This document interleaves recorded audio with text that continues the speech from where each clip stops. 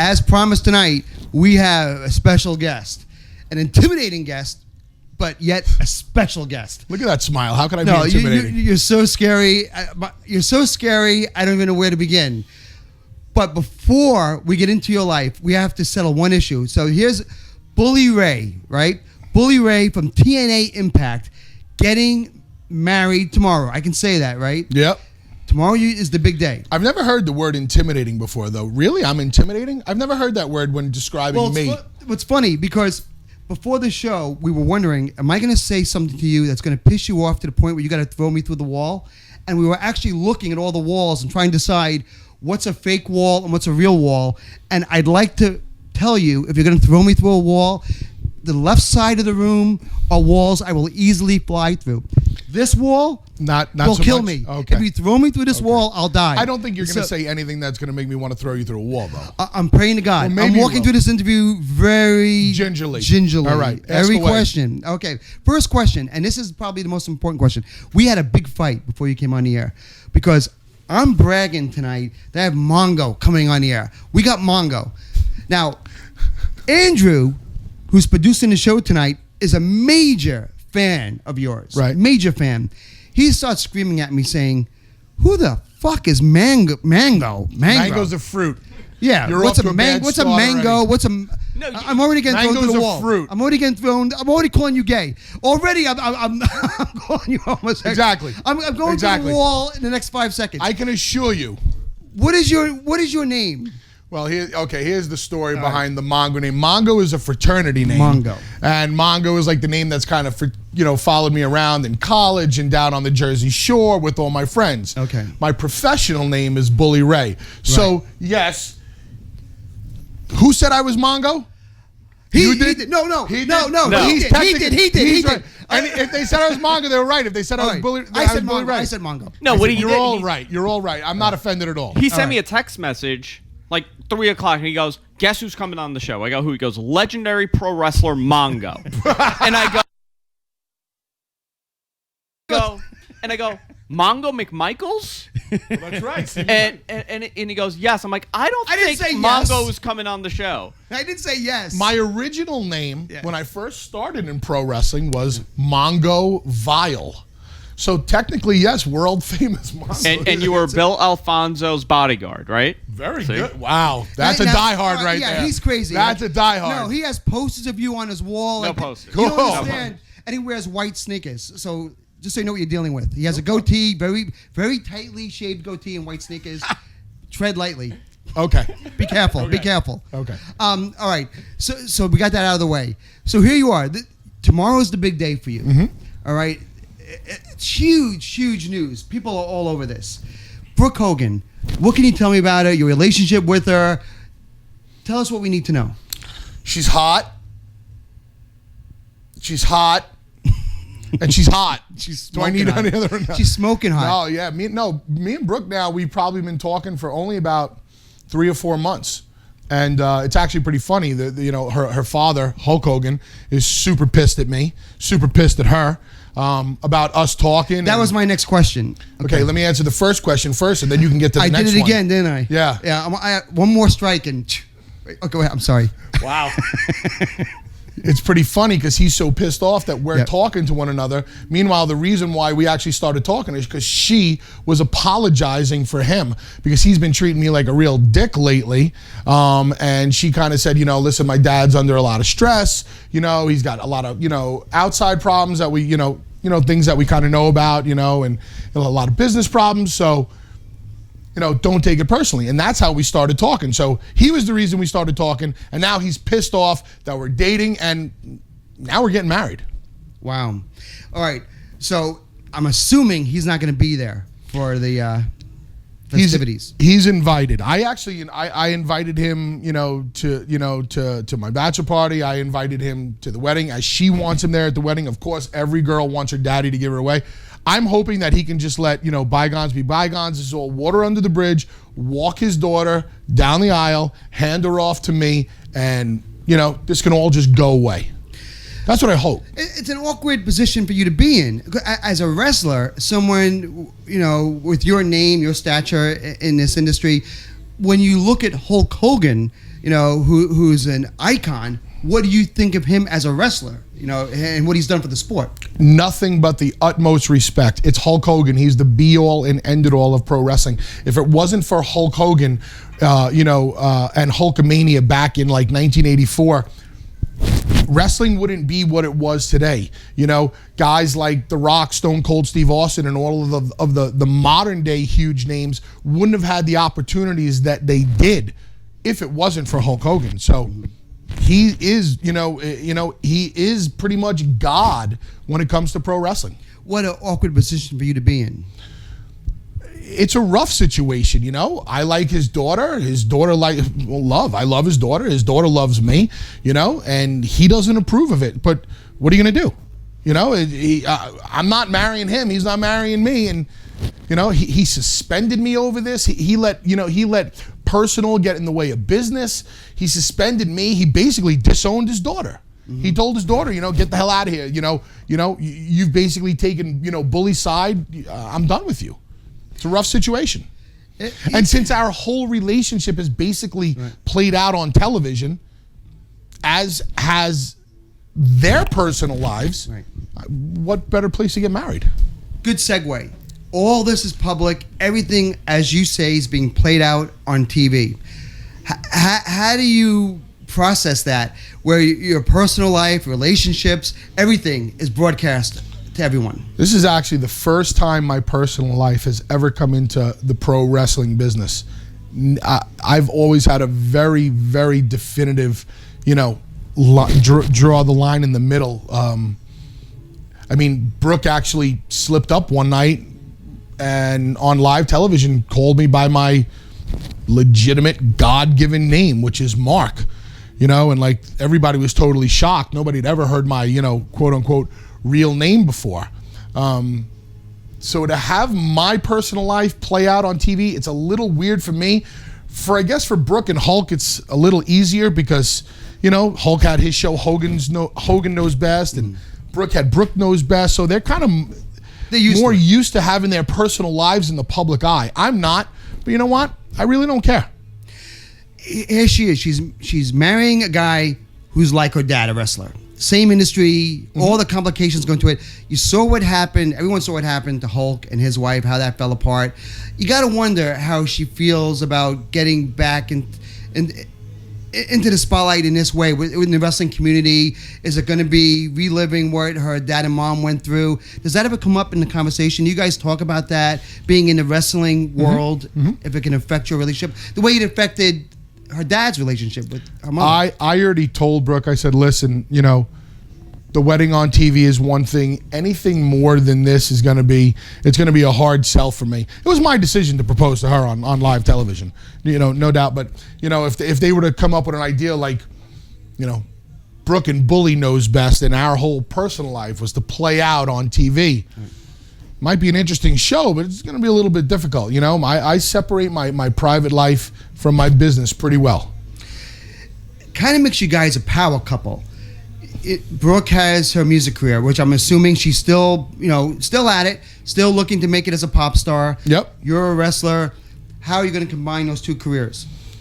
She has her business. I have my business. Brooke is I have a lot of respect for her because she keeps plugging away at her music career. She's young. She's 25 years old.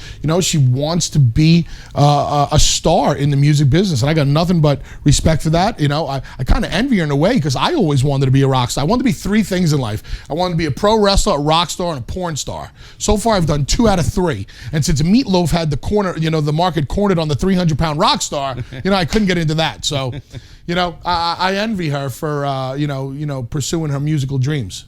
It's not going to get in the way of your career. It's not. You see a possibility of a conflict. Say she takes off, has a hit song. How does that affect a guy like you, masculine? You're the villain on wrestling. Everything about you is tough, hard as nails.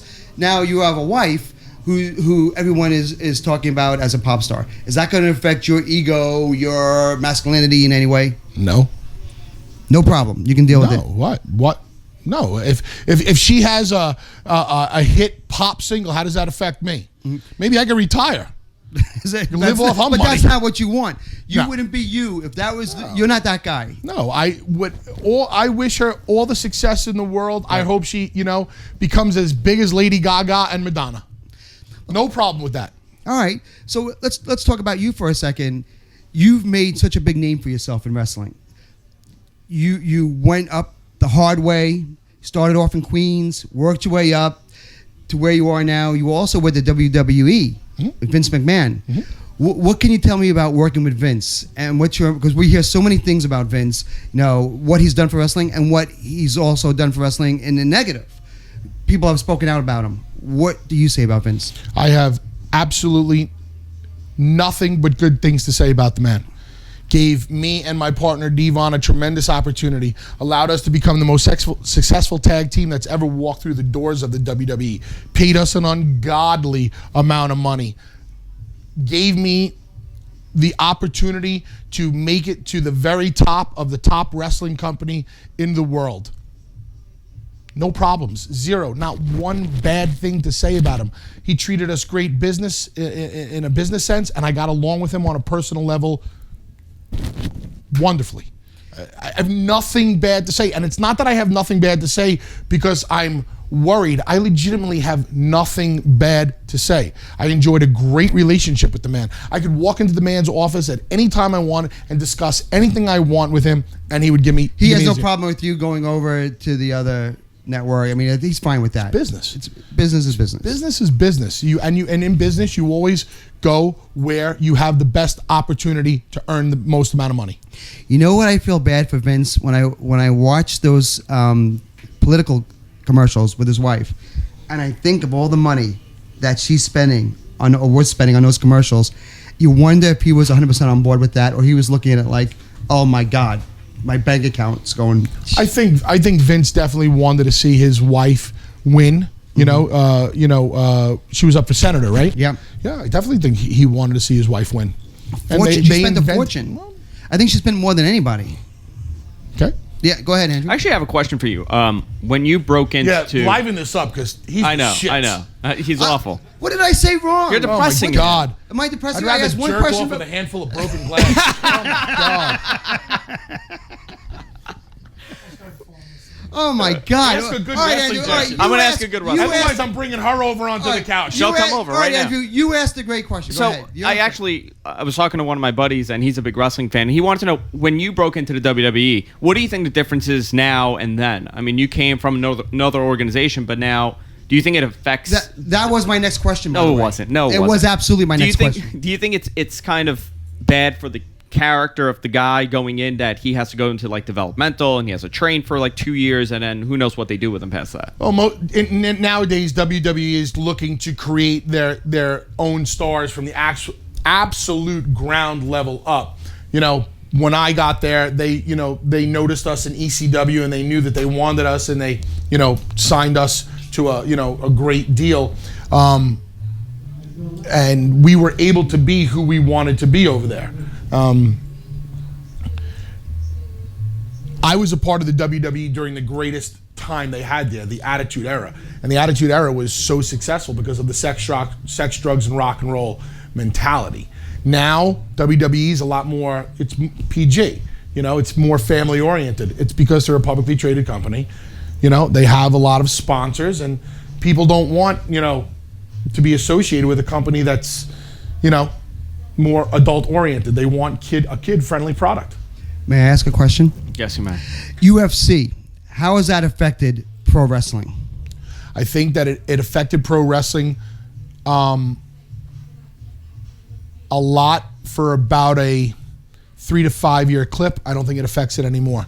When you buy a UFC pay-per-view, you got maybe 1 or 2, marquee matches, and most of the time when I watch it, I'm not really entertained by the whole show.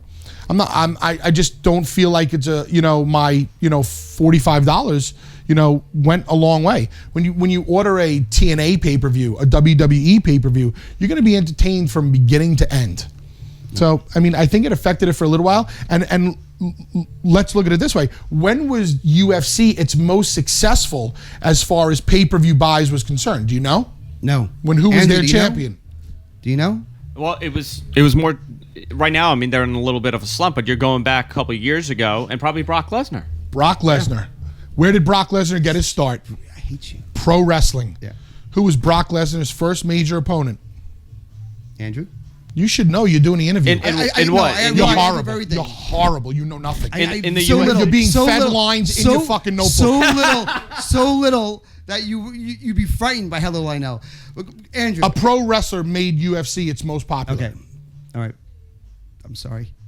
Apologize. You've been so great, and thank you for coming. No I just have 2 more questions, Go ahead. and then we'll let you go. We'll let you have your bachelor party.